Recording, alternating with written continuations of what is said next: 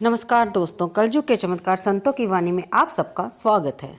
अभी तक हमने कार्तिक महात्म्य क्या 15वां अध्याय तक श्रवण किया है, जिसमें हमने ये जाना कि नारद जी बता रहे हैं जब जलंधर पार्वती जी के पास गया तो उनकी सुंदरता को देखकर मोहित हो गया।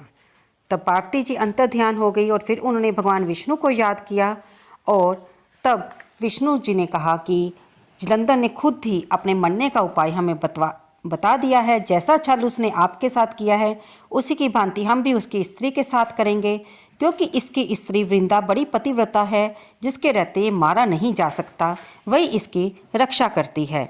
जिससे हमने ये जाना कि अगर दैत्यों की भी स्त्री पत्नी पतिव्रता हो तो उनका नाश करना बहुत मुश्किल हो जाता है, देवताओं के लिए भी ये संभव नहीं हो पाता।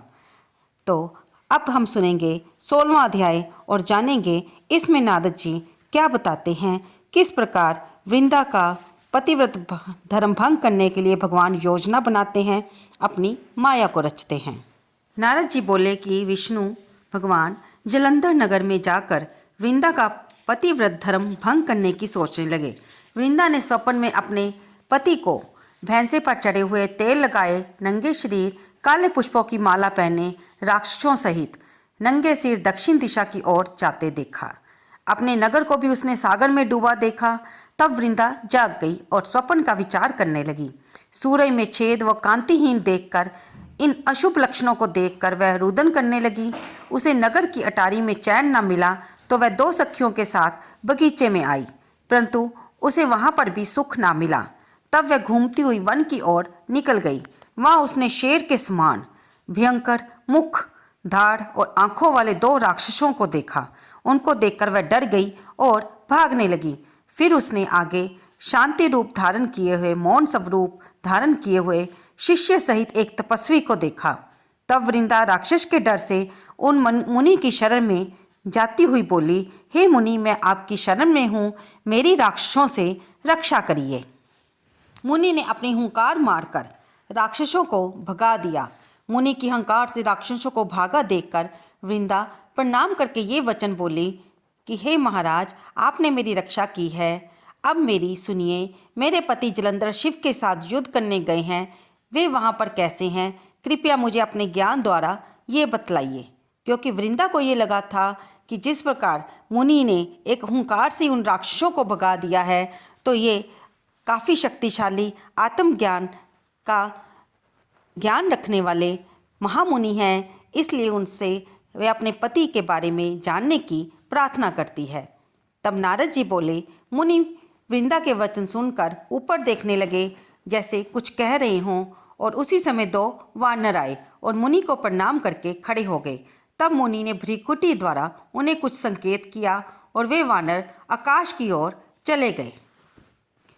कुछ समय बाद मुनि के सामने आकर वे खड़े हुए और उनके हाथ में जलंधर के सिर व कवच थे, जिन्हें देखकर वृंदा पति दुख से दुखी होकर मूर्छित होकर गिर पड़ी। तब मुनि ने कमंडल से पानी छिड़ककर उसको चैतन्य किया और वृंदा अपने पति के मस्तक पर मस्तक रखकर दुख से रोने लगी। वह विलाप करने लगी, हे प्रभु, आप मुझे जो पहले सुख देते थे सो आज आप निरपराधनी से क्यों नहीं बोलते। विष्णु सहित कई देवता और गंधर्वों को जीतने वाले को आज एक तपस्वी ने कैसे मार दिया। नारद जी बोले, वृंदा रोती हुई मुनि से कहने लगी, हे मुनियों में श्रेष्ठ, मेरे पति को जीवन दान दीजिए, इसे आप जीवित करने में समर्थ हैं।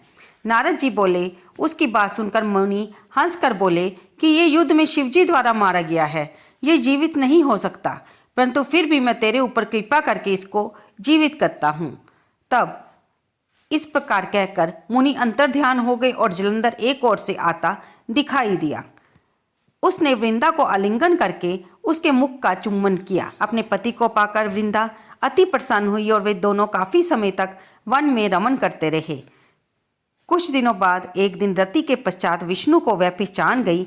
तब क्रोधित होकर वृंदा विष्णु भगवान से बोली कि पराई स्त्री के साथ भोग करने वाले तुमको और तुम्हारे शील को धिक्कार है। मैंने तुम्हें जान लिया है, तुम माया तपस्वी रूप धारण करने वाले हो। तुमने माया से जो राक्षस दिखाए थे वे तुम्हारे ही द्वारपाल थे। वे ही वानर राक्षस बनकर तुम्हारी स्त्री को चुराएंगे और तुम स्त्री के दुख से दुखी होकर वन में बांदरों की सहायता लोगी और जो तुम्हारा शिष्य है वह मृग बनेगा। ऐसा कहकर वृंदा चिता अग्नि में प्रवेश कर गई। भगवान ने उसको रोकने की बहुत कोशिश की परंतु वह नहीं मानी।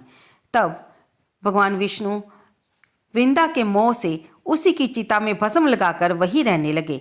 मुनियों के बहुत समझाने पर भी उनका मन शांत ना हुआ, क्योंकि इस सारी घटना से उनका मन भी विचलित हो उठा था, क्योंकि निसंदेह वृंदा एक पतिव्रत धर्म का पालन करने वाली पतिव्रता स्त्री थी। तो दोस्तों, यहाँ पर हमारा 16वां अध्याय समाप्त होता है।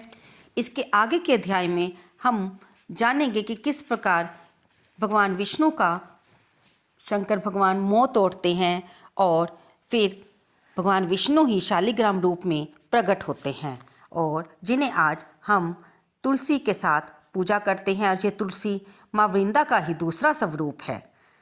कैसे हुआ, कब हुआ, ये आप अगले अध्याय में हमारे चैनल पर साथ साथ चलते हुए ही जानते जाएंगे। आपको ये कथा कैसी लग रही है कृपया इसे लाइक करें, शेयर करें और कमेंट बॉक्स में जय विष्णु भगवान, जय माँ तुलसी लिखना बिल्कुल ना भूलें। धन्यवाद दोस्तों।